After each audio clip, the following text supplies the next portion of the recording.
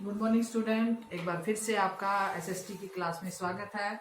और हम 3 लेसन जो हैं लोकतांत्रिक राजनीति की बुक के 3 लेसन हम कर चुके हैं और आज हमारी बारी है lesson number 4। Lesson number 4 3 lesson, जो लेसन नंबर 3 हमने किया था उसमें सामाजिक विविधता और लोकतंत्र के बारे में हमने किया था कि जो सामाजिक विविधताएं हैं वो लोकतंत्र के लिए नुकसानदायक नहीं है, ये बात हमने सीखी थी। और आज जो हम लेसन नंबर 4 करेंगे, इस लेसन में हम जो है ये देखेंगे कि 3 सामाजिक असमानताएं कौन कौन सी हैं। क्या है? 3 सामाजिक असमानताएं, इन तीनों के बारे में हम करेंगे। और जो है लेसन का नाम मैं आपको बता देती हूँ। लेसन का नाम है जाति, धर्म और लैंगिक मसले। जाति, धर्म और लैंगिक मसले। हम कोशिश करेंगे 2 वीडियो में इसको पूरा करने की, अगर 2 में नहीं हो तो 3 में ये कंप्लीट हो जाएगा हमारा। और जो भी मैं आपको करवाऊंगी, जो सा भी टॉपिक उससे संबंधित जो क्वेश्चन बनेंगे मैं आपको साथ साथ बताऊंगी, आपने उन क्वेश्चंस को करना है बुक में से। और इसके साथ साथ मैं आपको ये बताऊंगी कि हम ये जो है लोकतांत्रिक राजनीति का अंतिम लेसन कर रहे हैं, क्योंकि सितंबर तक हमें 4 लेसन करने होते हैं और 4 लेसन हमारे ये इस लेसन के साथ कंप्लीट हो जाएंगे। और उसके बाद हम जो है कौन सी बुक को शुरू करेंगे? हम ज्योग्राफी की बुक को स्टार्ट करेंगे, ठीक है। तो अब जो है हम चलते हैं लेसन की ओर। एक बार आप ब्लैक बोर्ड की तरफ देखें और ये है अध्याय 4। अध्याय का नाम है जाति, धर्म और लैंगिक मसले। ये 3 क्या है? 1, 2 और 3। ये 3 क्या है? सामाजिक असमानताएं। जो क्या है समाज में जो असमानताएं हैं उनके आधार में ये 3 है।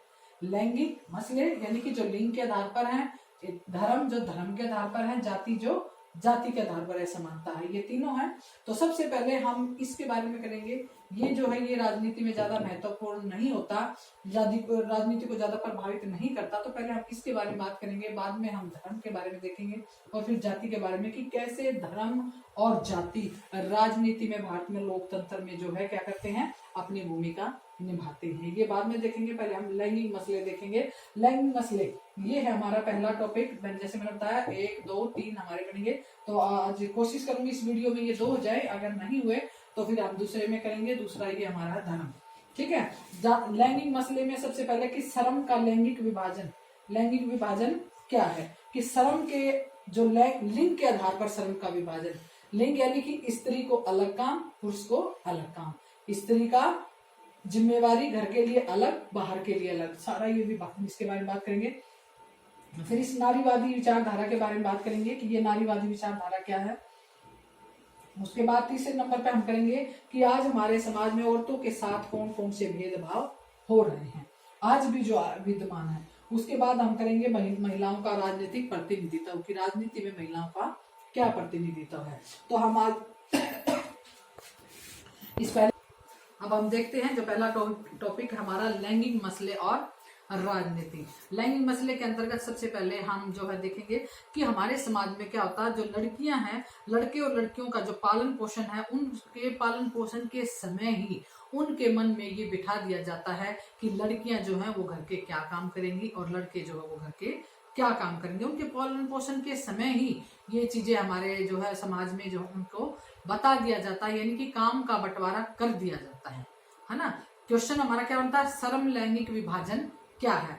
तो काम के बंटवारे का वह ढंग, काम के बंटवारे का वह ढंग जिसमें घर के सभी काम परिवार की औरतें करती हैं या अपने किससे करवाती हैं। जो मध्य वर्ग की जो लेडीज है वो किससे करवा लेती है? नौकरानी से करवा लेती है अपनी देख रेख में। लेकिन क्या है कि काम घर के सारे कौन करेगी? लेडी करेगी। घर के काम सारे कौन करेगी? औरत करेगी, स्त्री करेगी। तो ये क्या है? लैंगिक श्रम लैंगिक विभाजन। औरतों को सारे घर के काम करने के लिए ये पहले से मन में बिठा दिया जाता है और साथ में जो पुरुष हैं वो क्या करेंगे? वो घर से बाहर के काम करेंगे। घर में चाहे कोई भी काम है, चाहे सिलाई कढ़ाई का है या कोई भी काम है, किसी भी तरीके का काम है, सब काम जो है वो किसने करने हैं? स्त्री ने करने हैं। जैसे मैं आपको एग्जांपल बताती हूँ, लड़के और लड़कियों के पालन पोषण के क्रम में ये मान्यता उनके मन में बैठा दी जाती है कि औरतों की प्रमुख जिम्मेवारी क्या है? गृहस्थी चलाना और बच्चों का पालन पोषण करना। ये चीज अधिकतर परिवारों के श्रम लैंगिक विभाजन से झलकती है। औरतें घर के सारे काम काज करती हैं, जैसे सफाई करना, कपड़े धोना, खाना बनाना, बच्चों की देखरेख करना आदि, जबकि पुरुष क्या करते हैं? घर से केवल बाहर का काम करते हैं। तो इस तरीके से जो श्रम का विभाजन जो किया गया है वो क्या है? श्रम लैंगिक विभाजन, या इसको हम कह सकते हैं श्रम के लैंगिक विभाजन। ठीक है। और लेकिन जब स्त्रियों के ऊपर इतनी काम की जिम्मेवारी और स्त्रियों के अधिकार कम, ये जब हमारे समाज में चल रहा था, तो कुछ औरतों ने क्या किया, दुनिया में बहुत सारी अलग अलग जगह पर महिलाओं ने कुछ अपने संगठन बनाए, और उनके साथ कुछ पुरुष भी जो उनमें बाद में शामिल हुए। तो वो जो महिलाएं थी, उन्होंने जो संगठन बनाए थे, वो किस बात के लिए बनाए थे? उन्होंने इस बात के लिए संगठन बनाया कि महिलाओं को भी क्या करना चाहिए, पुरुषों के बराबर अधिकार दिए जाने चाहिए। यानी कि अगर उनको जब बराबरी के अधिकार नहीं मिलेंगे, तो वो कैसे अपने आप को जो है इस समाज में एक बड़े ओहदे तक ले जा सकती हैं। तो इस तरह की जो विचारधारा के लिए जो आंदोलन चले थे, वो क्या थे? नारीवादी आंदोलन था, जिसमें क्या था कि औरतों को मर्दों के बराबर जो है क्या मिलना चाहिए, अधिकार मिलना चाहिए। तो ये क्या कहलाते थे? नारीवादी आंदोलन, जो विभिन्न देशों में चले। और इस आंदोलन का क्या हुआ कि इस आंदोलन की वजह से क्या होता है कि महिलाओं का कुछ जो है रुतबा चेंज होने लग गया। धीरे धीरे क्या चेंज होने लगा कि महिलाओं को जो है वोट का अधिकार मिल गया, है ना। इनके कारण क्या हो गया, वोट का अधिकार मिल गया। बहुत सारे लोग अपनी लड़कियों को डॉक्टर बनाने लगे, इंजीनियर बनाने लगे, जो पढ़े लिखे लोग थे, है ना। अच्छे अच्छे कॉलेजों में भेजने लगे, बड़े बड़े जो है विश्वविद्यालयों में शिक्षक लगने लगी लड़कियां। धीरे धीरे जो क्या हुआ, वो पढ़ के जो है आगे तक जाने लगी। इन आंदोलनों का ये फायदा हुआ। ठीक है, हम क्या टॉपिक करें? श्रम का लैंगिक विभाजन, है ना, लैंगिक मसले के अंतर्गत। तो जब नारीवादी आंदोलन हुए, तो उनकी वजह से क्या हुआ, धीरे धीरे महिलाओं की जो स्थिति है उसमें सुधार आने शुरू हो गए। लेकिन हमारा समाज में आज भी बहुत से ऐसे पहलू हैं, आप सब ने भी वो देखे हैं और महसूस भी किए होंगे। आज भी हमारे समाज में बहुत सारी ऐसी चीजें हैं जिनमें महिलाओं के साथ भेदभाव होता है। क्या होता है? महिलाओं के साथ भेदभाव होता है। ये जो क्वेश्चन है कि महिलाओं के साथ आज भी हमारे समाज में कौन कौन से पहलुओं में भेदभाव होता है, ये 6 नंबर का क्वेश्चन आता है। और आप इसके जो पॉइंट्स बताऊंगी, आपने उन पॉइंट्स को ध्यान से करना है। ठीक है, उनके क्या क्या पॉइंट्स जो हैं, क्या क्या क्वेश्चन हमारा कि औरतों के साथ होने वाले भेदभाव, ये जो मैंने लिखा है, औरतों के साथ होने वाले भेदभाव। सबसे पहले अगर हम इसमें बात करें, तो सबसे पहले हम शिक्षा की बात कर सकते हैं कि महिलाओं के साथ शिक्षा के क्षेत्र में आज भी भेदभाव होता है। बहुत से ऐसे इलाके हैं, ग्रामीण इलाके, जहां पर लड़कियों को जो है सिर्फ स्कूलिंग शिक्षा करवाई जाती है, आगे की शिक्षा करने के लिए उनको बाहर नहीं भेजा जाता। केवल स्कूल तक की पढ़ाई वो करवाते हैं और आगे उनको नहीं भेजते। जबकि जो लड़के हैं उनको क्या किया जाता है, उनको आगे भी पढ़ने के लिए भेजा जाता है। इसलिए क्या है, हमारे भारत में अभी भी 2001 की अगर जनगणना के अनुसार हम अगर आंकड़े देखें, तो महिलाओं की साक्षरता दर 65.46 है, यानी कि 65.46% ही है। जबकि पुरुष की जो है साक्षरता दर कितनी है, वो इससे बढ़कर है 8.3% नहीं 82.14, यानी कि 82.14% है। इसका मतलब क्या है, ये इतना डिफरेंस क्यों है? क्योंकि जो लड़कियां हैं उनको बहुत कम परिवार ऐसे हैं जो स्कूल की शिक्षा के बाद आगे बाहर यूनिवर्सिटी में, कॉलेजेस में या कहीं भी किसी भी कोर्स में डिप्लोमा में भेजते हैं। बहुत कम लोग भेजते हैं। हमने भी अपनी जिंदगी में ऐसा देखा है। हमारे स्टूडेंट बहुत सारे ऐसे कि अच्छी लड़कियां हमारी रही हैं और वो लड़कियां आगे तक उनके पेरेंट्स ने, हमने इतना फोर्स करने के बाद भी वो आगे तक उनके पेरेंट्स ने नहीं भेजा। तो ये जो है क्या है, आज भी हमारे समाज में लड़कियों के साथ शिक्षा के क्षेत्र में क्या होता है, भेदभाव होता है। फिर हम आते हैं रोजगार पर, कि रोजगार जो है आज भी जो है, जो ऊंची तनख्वाह वाले ऊंचे पद है, वहां तक जो है क्या है, महिलाओं की नियुक्ति करने में संकोच किया जाता है। जो ऊंचे पद हैं, ऊंची तनख्वाह के पद हैं, वहां पर आज तक भी सरकार जो है क्या करती है, महिलाओं की नियुक्ति करने में संकोच करती है। बड़े बड़े पदों पर क्या किया जाता है, पुरुषों को ही नियुक्त किया जाता है महिलाओं के मुकाबले। तीसरा अगर हम देखें तो तीसरा आता है वेतन। आप देखते हैं मजदूर भी जब काम करता है तो मजदूर जो है उसकी मजदूरी ज्यादा है और फीमेल की मजदूरी उससे कम है। क्यों? जबकि दोनों बराबर काम करते हैं। तो आज भी हमारे समाज में बहुत सारे ऐसे काम हैं जिसमें महिलाओं को पुरुषों के बराबर क्या है, वेतन नहीं मिलता। उनको वेतन पुरुषों के मुकाबले में कम वेतन दिया जाता है। और बहुत सारे अधिनियम बनाए गए हैं जिसमें जैसे नीति निर्देशक सिद्धांत में भी कहा गया है समान कार्य के समान वेतन, लेकिन फिर भी बहुत सारे पहलुओं में आज तक भी उनको समान कार्य के लिए समान वेतन नहीं दिया जाता। नेक्स्ट पॉइंट हम दे सकते हैं सामाजिक सम्मान। क्या है? सामाजिक सम्मान। आज भी हमारे समाज में जो लड़के हैं उनको अलग सम्मान दिया जाता है, लड़कियों को अलग सम्मान दिया जाता है।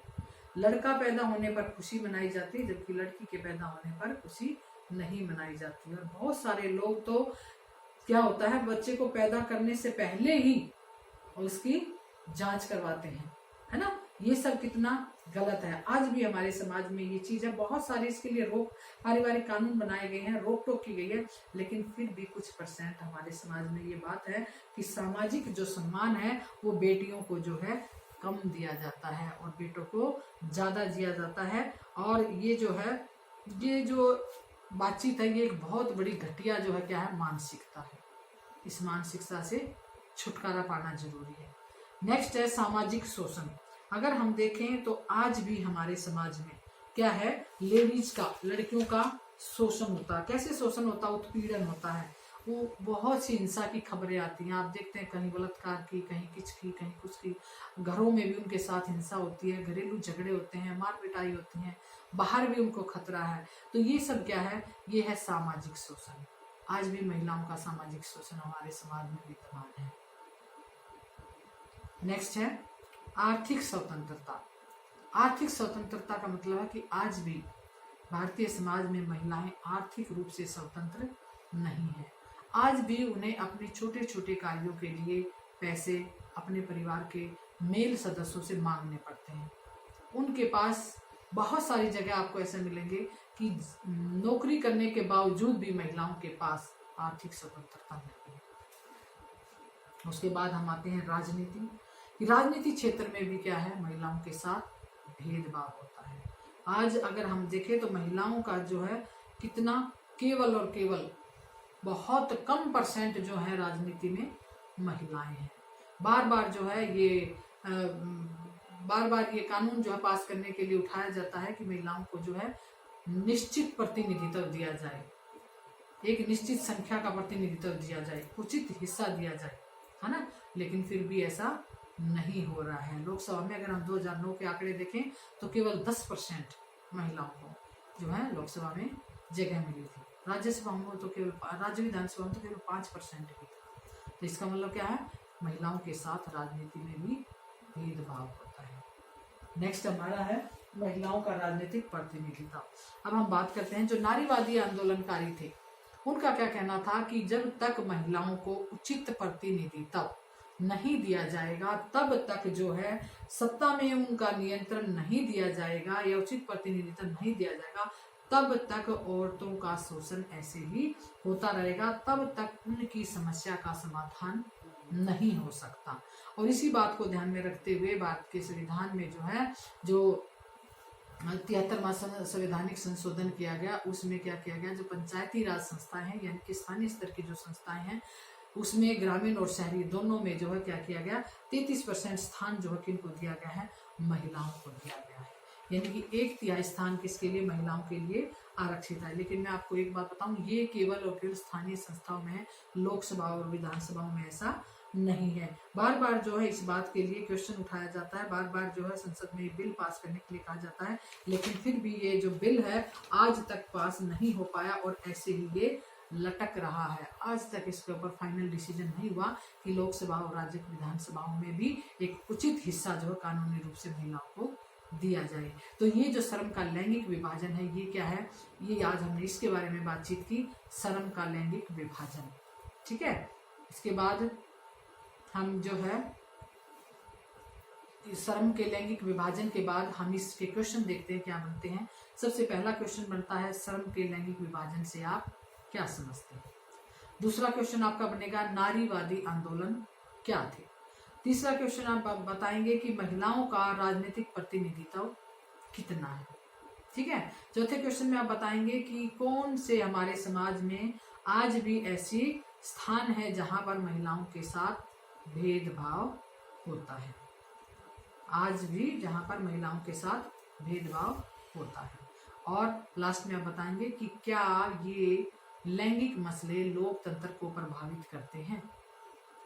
तो आपने इसमें बताना है कि लैंगिक मसले जो है वो लोकतंत्र को अधिक प्रभावित नहीं करते, क्योंकि ये जो है निचले स्तर तक ही रह जाती है बातचीत। अगर श्रम का लैंगिक विभाजन है या महिलाओं का सामाजिक स्थानों पर जो उनका शोषण है, ये सब बातें जो है लोकतंत्र को अधिक प्रभावित लोकतंत्र को या उस राजनीति को अधिक प्रभावित नहीं कर पाती है। ठीक है, आपने ये सारे क्वेश्चन जो हैं करने हैं और इनको लिखना है और याद